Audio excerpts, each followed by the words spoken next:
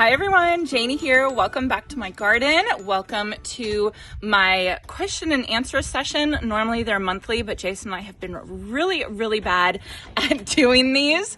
I told Shay and her friend Lola that they could be in the video if they finish their homework, and they finished the homework. What are you doing? Okay, so anyway, those two crazy girls, Shay and her friend Lola, those girls are in 5th grade. They're still in elementary school. And on these days, Wednesdays, they have early out, which means they get out of school halfway through the day. Sadie, my oldest, who is now in junior high in 7th grade, on Wednesdays, she has late start. Oh, it's like they have to make it hard for us. So Jason's actually in town right now waiting for Sadie to get off school. He'll probably be pulling up hopefully pretty soon. So that's why Jason's not with me today for this question and answer session. And the question and answer sessions, I want to apologize. We've been so slacking on them. We haven't done a lot of them this summer, but the girls are waving at me through the window. Hi! So hopefully I can answer some of your questions. I had a lot of questions to pick through and I just went through and grabbed the first ones I saw. So anyway, the first question is from Carol Yost, and she says, I live in the Midwest, Central Illinois. I never cut back on my annuals. Should I be? And I think the answer is yes. Well, first of all, I'll preface it and I'll say, you do whatever you want to do, Carol. If it works for you not cutting back your annuals, don't worry about it. But Proven Winners does recommend cutting back annuals halfway through the season to kind of rejuvenate them, like doing a rejuvenation prune.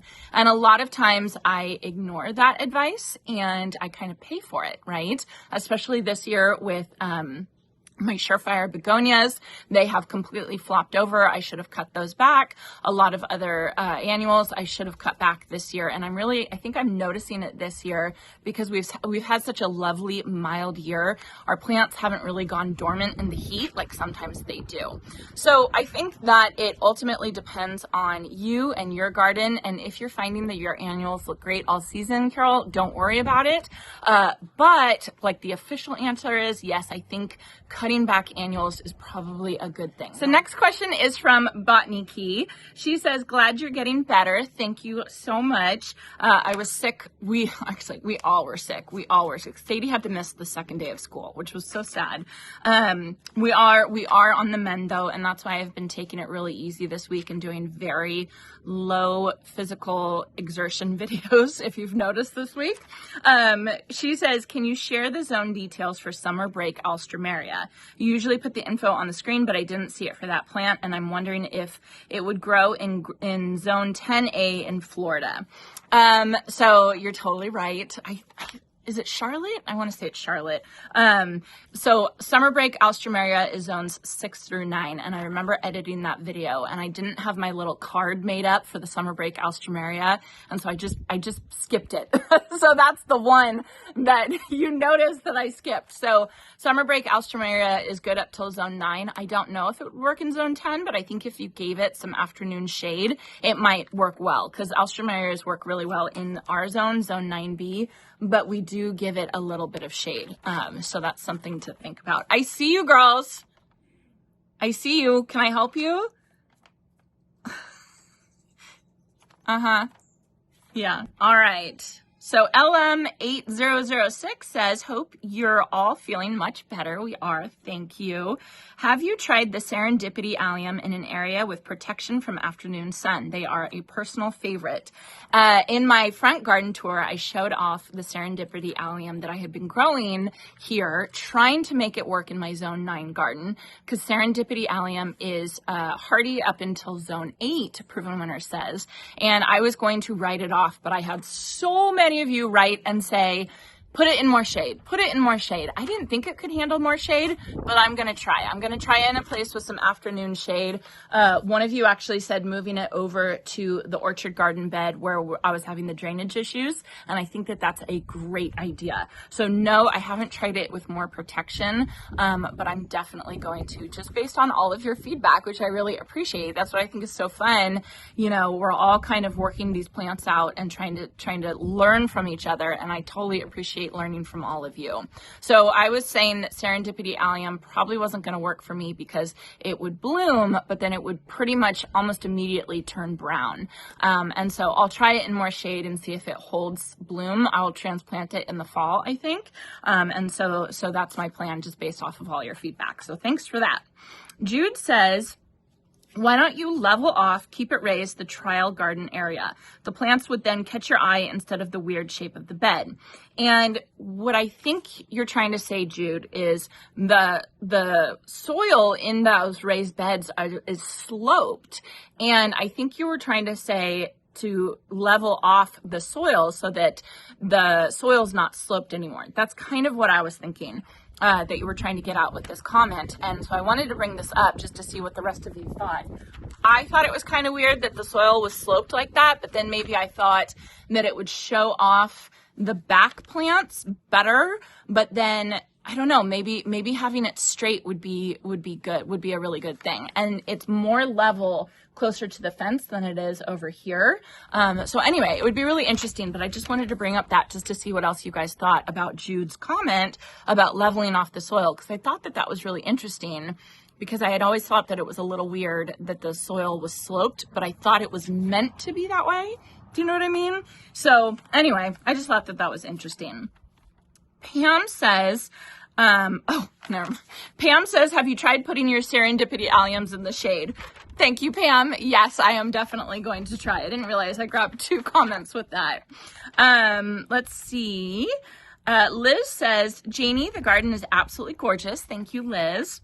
When you mentioned the Robbie the Willow, it dawned on me that you two haven't gotten together in forever. When can we see a Robbie/Janie reunion? Soon, I hope. Now, Robbie and I have seen each other this summer, just not on camera. And we had planned to film some videos, but he is so busy, you guys. He is rocking it on his channel. And you know, he completely made over his backyard this year. And, you know, I've watched his videos and they look absolutely beautiful. And I was planning to go up and do some things, but it never ended up actually working out. So hopefully we will be able to do a video together soon. He is actually in Michigan right now. Proven Winners has an event going on with content creators, and he went. A lot of people I know went. I, of course, couldn't go. I have total FOMO, but I couldn't go because it's the first week of school and all family, you know, family comes first and all that kind of stuff. But hopefully Robbie and I will be able to get together to film a video soon. Of course, we talk on the phone and text all the time, but actually filming a video is, you know, sometimes it's just hard, especially when we have really big projects, and he's had so many fantastic big projects. If you haven't checked out his channel lately, go check it out, because his entire backyard looks completely different. It's absolutely crazy. Dennis says, did you name your cats after Ina Garten and her husband Jeffrey? Yes, Dennis, I did. Of course I did. Why would I not? Jason and I, we get the names for our pets from people that we admire, but funny enough, they always seem to be people that we watch on TV. Like Monty is named after Monty Don, the gardener. And Ina is named after Ina Garten. Jeffrey was named after Jeffrey Garten, because I just thought that was the perfect name. We all thought that was the perfect name for him. Before them, we had a cat and a dog that we named Dwight and Stanley from the show The Office. And so when my cat would get out, when Dwight would get out, I would have to, you know, he was an inside cat, and I would have to run down the street going, Dwight! And I was like, maybe this wasn't the right name for our cat. But yeah, anyway, we love it. So yes, Ina and Jeffrey. Okay, so No Drought About It asks, hi Janie, question. I planted 3 tiny El Niños in March this year, but mine are way smaller than yours, and one is kind of stunted. Can you share how you are fertilizing, maintenance tips, and how much water you're giving it? I had to deadhead mine 1 time already. I love this plant too, but expected more growth. I'm in SoCal zone 9 through 10. Your garden is looking lovely. That's really interesting, because mine have like quadrupled in size. You guys have seen this. So I use starter fertilizer. I put 1 gallon per hour of water on it, and it gets watered every day. I have not fertilized it other than the starter fertilizer. And this big one behind me, this one hasn't gotten any fertilizer, I don't think, this year. So but I have not deadheaded them at all. I haven't really seen the need to. I did prune this one, but maybe just give it some time, right? Full sun, I would say they definitely need full sun. So maybe just give it some time and see how it goes.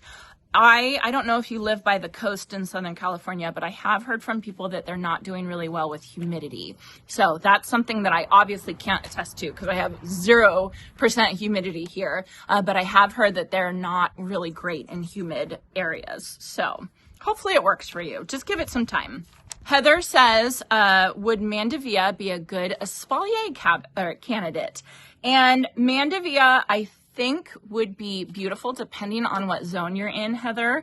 Mandevilla is borderline for me. It's a borderline annual for me. So I wouldn't bother doing it as an espalier because that's so much work.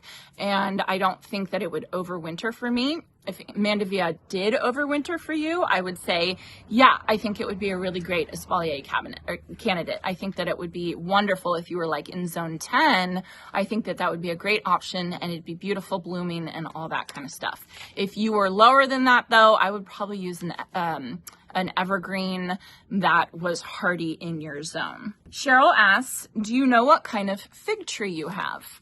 Can you see my fig tree? Yes, over there. It is so full. I think I'm going to make fig jam tomorrow. I'm excited about it. I don't officially know what kind of fig tree I have, but I'm pretty sure it's a black mission. I am friends with Phil's Figs on Instagram. If you don't know him, he's really cute. He's absolutely obsessed with figs. And I had him on my podcast when I was doing my podcast.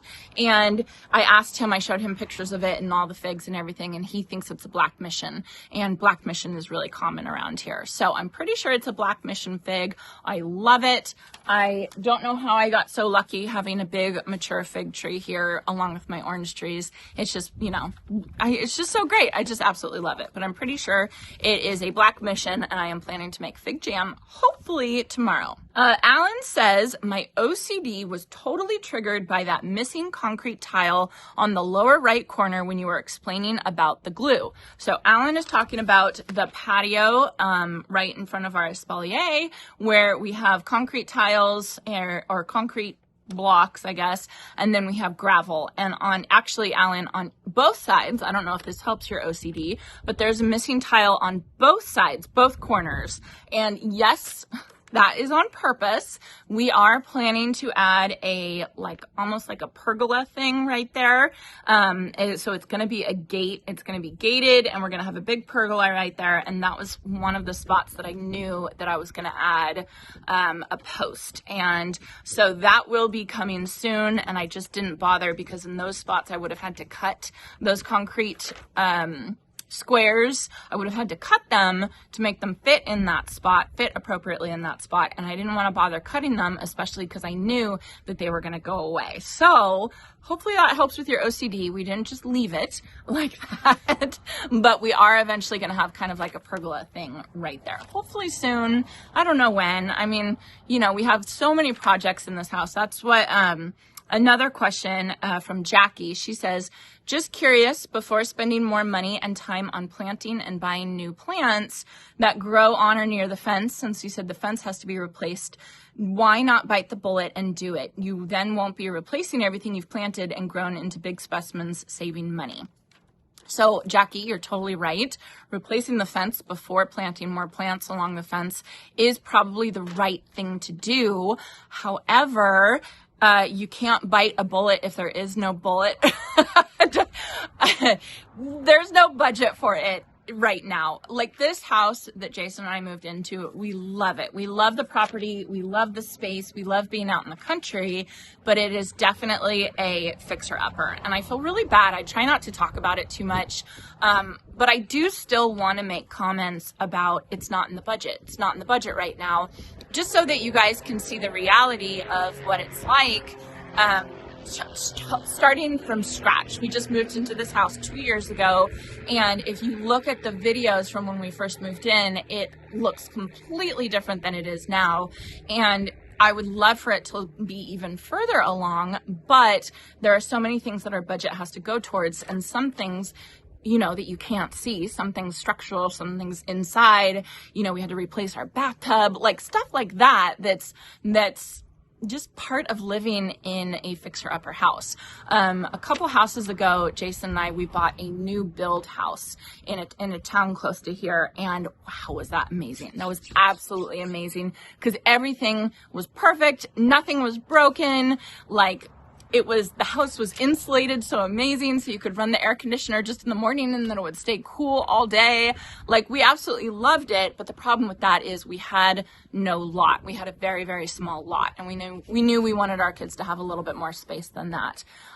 So, you know, there's trade-offs and all that kind of stuff, and there's no way that we could afford replacing our acre fence around the property. And yes, we could do, you know, portions at a time, but there are other things that we have to do as well. So that's kind of it. You know, it's hard for me. Luckily, I have Jason, who is the brakes, and I am the gas in the relationship. And the brakes tell me, no, we can't do that project this year. No, we can't do that project this year, which I definitely get upset about, but I understand. I completely get it. So to answer Alan, eventually there's going to be a gate there where there's no tile. And to answer Jackie, yes, that would be the right thing to do.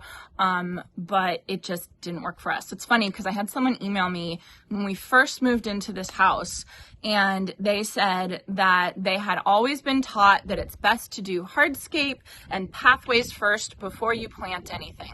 And that was the right way to do it. And, you know, they were being sweet and they were trying to help out, but it was like, well, I get that, but then I wouldn't have any flowers or any plants around me while I was waiting to save up enough money to put the pathway in or something like that. So yeah, there's a right way to do it.